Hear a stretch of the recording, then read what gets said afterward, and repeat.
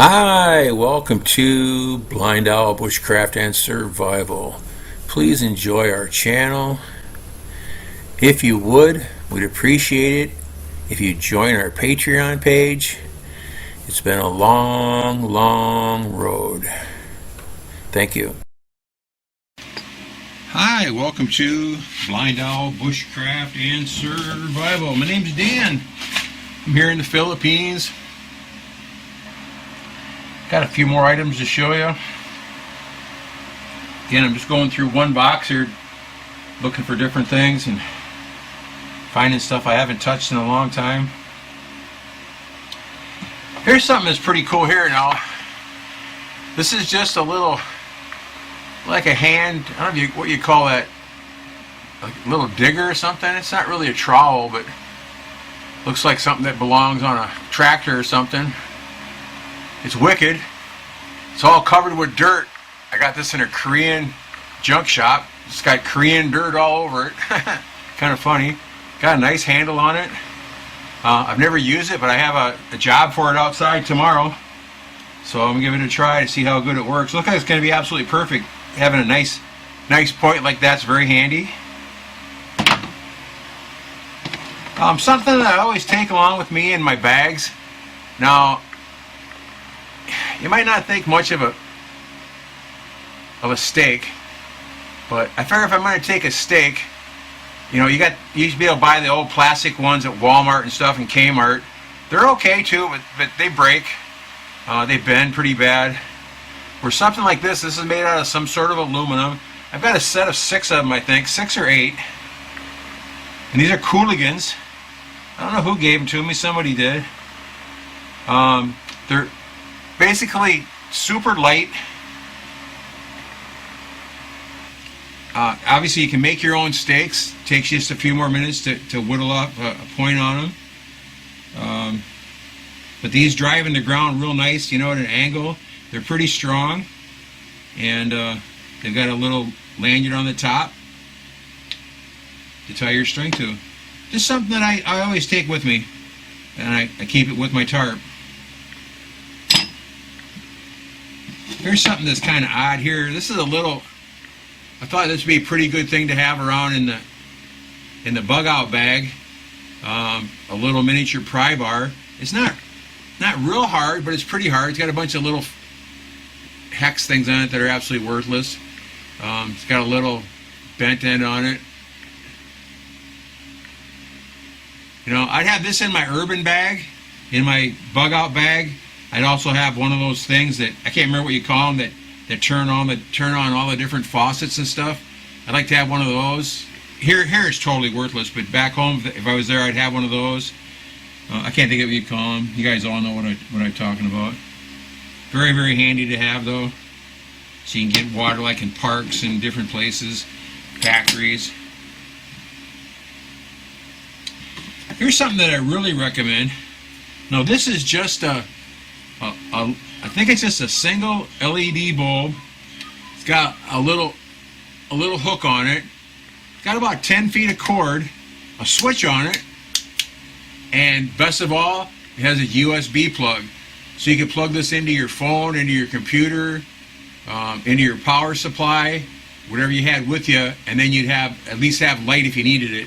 Say you're out in the woods somewhere, and you know, it's pretty light. The cord actually weighs more than the light bulb does, of course.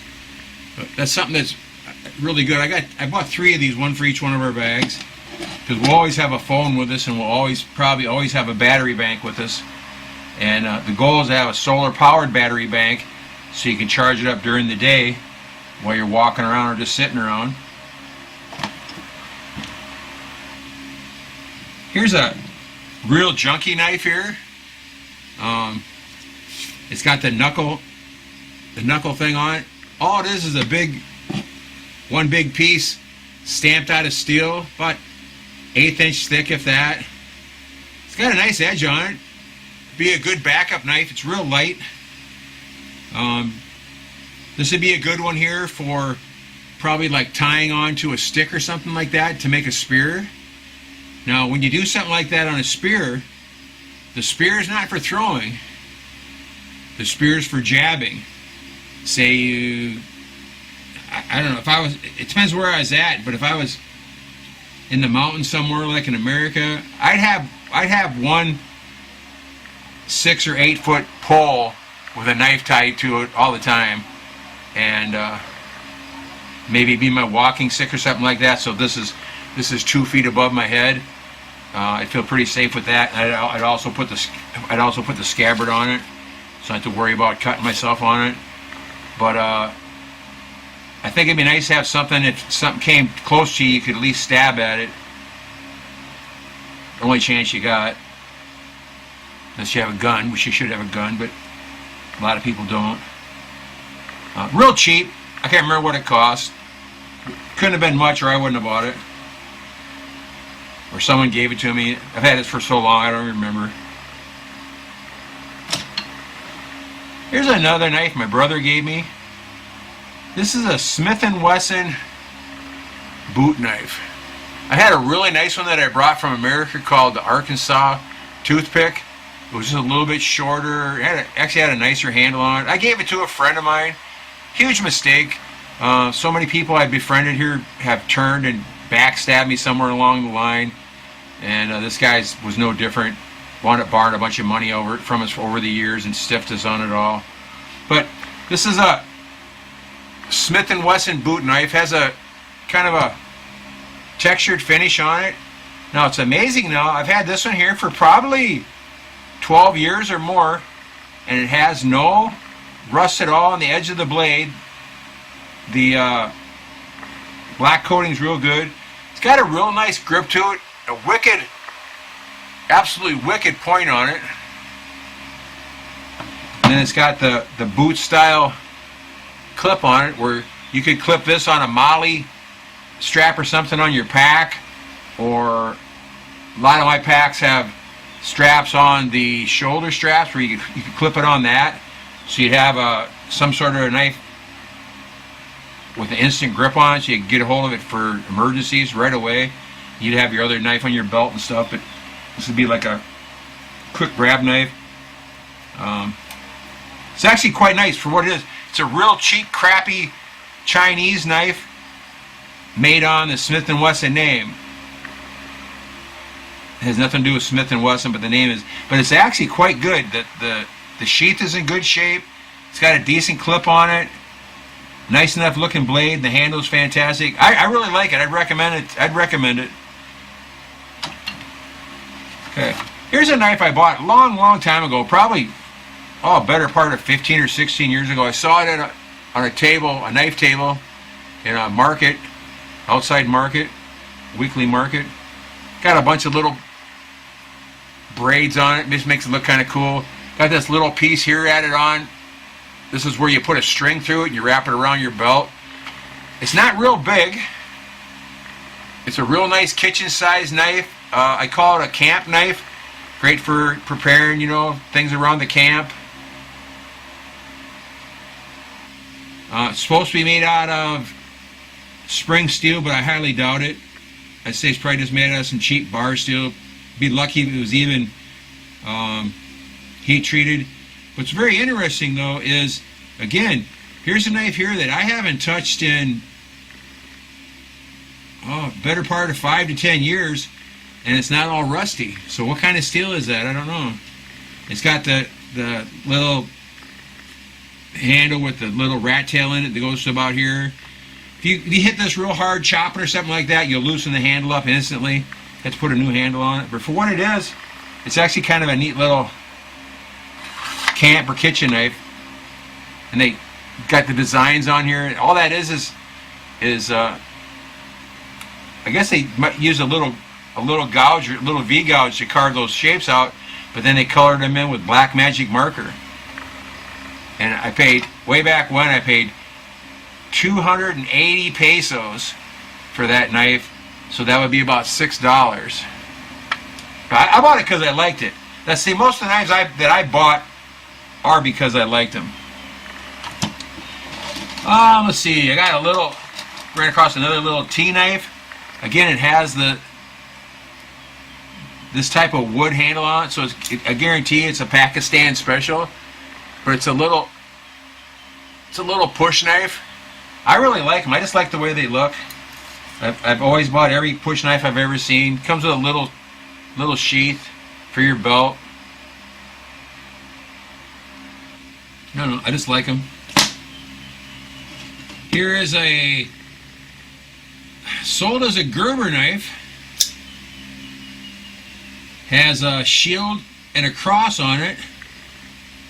It says 342 on it. Is this a real Gerber? I don't know. If it's not, it doesn't really make much difference because it's one of the better Gerber type knives I have. Has a belt clip on it. Has the assisted knob on it with a spring assist on it. Opens real nice. I've got a couple other knives that are, this is probably 3 or 4 years old. And it's got one little bitty spot of surface rust on the tip there, but basically no rust on it. And it's got a 1/3 serrated blade on it, so it's extremely sharp if you needed it. Got the little thumb stud on it for opening it up if the assisted thing didn't work. Real nice, heavy and solid. I bought this off of Lazada, the Chinese Amazon site, where 99% of the things on it are Chinese, and 98% of the things they have are garbage and junk. But once in a while you'll find something decent. Like I say, I got a couple of really nice cleavers. A knife like this is really nice for what it is. It's well worth it. I guarantee I didn't pay $10 for it. And just by the weight of it, it's worth $10. Here's a knife I really liked when I bought this one here. Now I saw the shape of it. I thought it really looked cool. I bought this off of Amazon. It was like $24. Again, way too much money. Looked really nice. It's supposed to be D2 steel. I don't think it is because it's rusting a little bit. No name on it at all. There's a little picture of a stick man on the one side of it. If you can see that or not. It has a pretty decent fake Kydex sheath. It's plastic, but it actually has a pretty good purchase to it. So does it go this way? Yeah. Actually snaps in. I wore it as a neck knife for about 2 or 3 months. The grip is so goofy on it that I just never could figure out how to hold it worthwhile. Again, I only use it for cutting string and opening packages and stuff up. But again, it's the eye that deceives you. You see something you like and you buy it. Got one of those cheap metal ball lanyards on it that are good for about an hour out sweating it before they break. Again, if you like it, it's great. Again, when I bought it, I thought it was fantastic. When I used it, not so. Because I really like neck knives. Here's a really cool knife here, guys. This is a knife my brother sent me back in 2005. And it's really bizarre.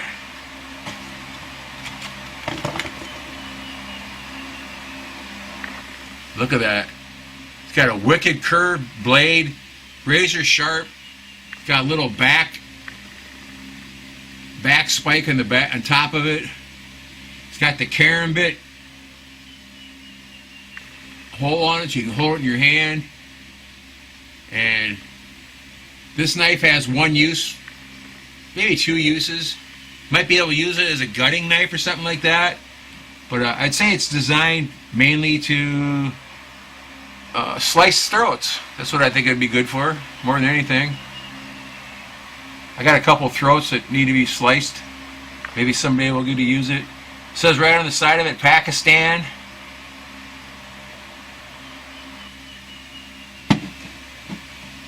Got some jimping on it. I just thought it was cool looking when I opened it up. I really liked it. It's got a big bulky sheath, but it sits scout style on your belt, so it fits right in your lower back, and no one would ever know you even had it with you. The worst part about most of these sheets are the snaps. You got to keep them sanded down and oiled. That's why I keep them unsnapped all the time, or they get locked up and you never get them apart. But it's pretty cool, strange knife. I don't know what you call it. There's a neat little thing here. This is a wood carving kit. Okay. My mom bought this for me back in, I want to say, 1994. She was in Ames, Iowa for some convention or something for teachers, and she found a carving store and bought this for me. I thought it was really neat. It's got a Cocobolo handle, which is fantastic. The part that grabs the blades and the gouges is brass, real brass. It came with all these different gouges. Like here's a scoop gouge, and they just slide into the handle and you tighten them down. Absolutely fantastic. Now I've taken this many times with me on camping trips and things like that. Again, so I can carve faces on sticks while I'm not doing anything. Also came with a whole, with 3 containers of wicked different X-Acto blades in there. It's a real long pointy one. There's a couple regular style ones. But it's just an all around nice carving kit. So you have knives and gouges. You know, you have everything you need right all in one little spot. And here's a good here. In 1994, whenever she bought it for me, she paid $67.15 for this thing. She got ripped off terribly from the Woodcraft shop, name on the tag. It's well worth it, but it's way high price if you ask me. But I've enjoyed it and cherished it my whole life. I've had it with me, you know, since all that time. I brought it here to the Philippines with me. I've used it a few times here. But it's got a flat skew, a diagonal skew, 3 gouges. One's a scoop gouge and a V gouge. So it's got everything you need to do, you know, small carving projects, especially, which is fantastic for carving I like carving wood spirits or what's the other word for them? Like an old man face with a beard. I carve them on walking sticks when I'm out and about. Really nice. So that's all I got for now. I hear the dogs are serenading somebody outside. It's about 8 o'clock at night. I don't know why they do that, but they just go off crazy. I don't know if you can hear that in the microphone. Here's 2 more things I didn't show you.